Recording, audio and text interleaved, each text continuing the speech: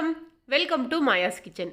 இன்னைக்கு 2 நிமிஷத்துல சீக்கிரமா அதே நேரத்தில் மணக்க மணக்க சூப்பராக ஒரு ரசம் செஞ்சு காமிக்க போகிறேன். பொதுவாக நம்ம சீக்கிரமா இல்லை அவசரமாக சமையல் பண்ணணும்னு நினச்சோன்னா ரசம் தான் வைப்போம். அந்த ரசமே ரொம்ப சீக்கிரமாக 2 நிமிஷத்தில் எப்படி சூப்பராக டேஸ்டியாக வைக்கலாம்னு செஞ்சு காமிக்கிறேன். வாங்க வீடியோக்குள்ளே போகலாம்.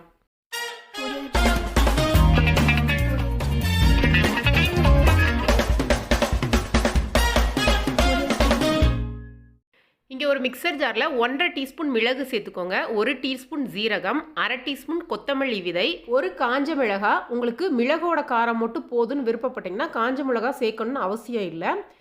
6 பல் பூண்டு சேர்த்துக்கோங்க. இதோடவே சின்ன எலுமிச்சம்பழம் சைஸில் புளி சேர்க்குறேன். புளியில் பார்த்தீங்கன்னா கொட்டையும் நாரும் இல்லாத மாதிரி எடுத்துகிட்டு சேர்த்துக்கோங்க. கூடவே பாதி தக்காளி இதில் சேர்த்துருக்குறேன். இதை அப்படியே தண்ணி ஊற்றாமல் மிக்சியில் லைட்டாக கரகரப்பாக இந்த மாதிரி அரைச்சி ரெடி பண்ணி எடுத்துக்கோங்க. இந்தளவுக்கு அரைச்சதுக்கப்புறமா இதில் ஒரு 1/4 கப் தண்ணி சேர்த்து அதையும் இந்த மாதிரி கரகரப்பாக அரைச்சி எடுத்துக்கோங்க. இதை நைஸாக அரைக்கக்கூடாது. இங்கே பார்த்தீங்கன்னா ஒரு பேனில் 1 டீஸ்பூன் எண்ணெய் சேர்த்துருக்குறேன், 1/2 டீஸ்பூன் கடுகு, 1/4 டீஸ்பூனுக்கும் கம்மியாக வெந்தயம் சேர்த்துக்கோங்க. இந்த கடுகும் வெந்தயம் பொரிஞ்சதுக்கப்புறமா இதில் 2 வரமிளகா, கொஞ்சோண்டு கருவேப்பிலை, 1/4 டீஸ்பூன் பெருங்காயம் சேர்க்குறேன். கூடவே பாதி தக்காளியும் சேர்த்துக்கிறேன். ஏற்கனவே அரைக்கிறதுக்கு பாதி தக்காளி எடுத்துருக்கோம். மீதி தக்காளி இதில் போட்டு மீடியம் ஃப்ளேமில் வச்சு நல்லா வதக்கி எடுத்துக்கோங்க. தக்காளி நல்லா சுருண்டு வதங்கினதுக்கப்புறமா இதில் நம்ம அரைச்சி வச்சதை சேர்த்துக்கலாம்.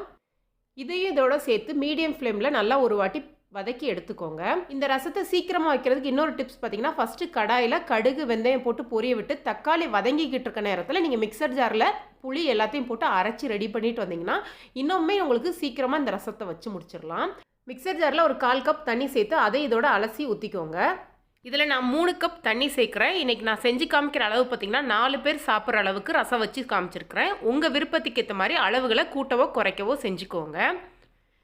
இப்போ லைட்டாக ரசம் கொதிச்சு வர ஆரம்பிக்குது. இந்த நேரத்தில் கொத்தமல்லி தழை சேர்த்துக்கோங்க. நல்லா ஒரு கொதி வரையுமே இதுக்கு தேவையான அளவு உப்பு சேர்த்துட்டு கேஸ் ஆஃப் பண்ணிடுங்க. எப்போவுமே ரசத்தில் உப்பு வந்து லாஸ்ட்டாக சேர்த்துக்கோங்க. அதே மாதிரி உப்பு சேர்த்ததுக்கப்புறமா ரொம்ப ரசத்தை கொதிக்க விடக்கூடாது.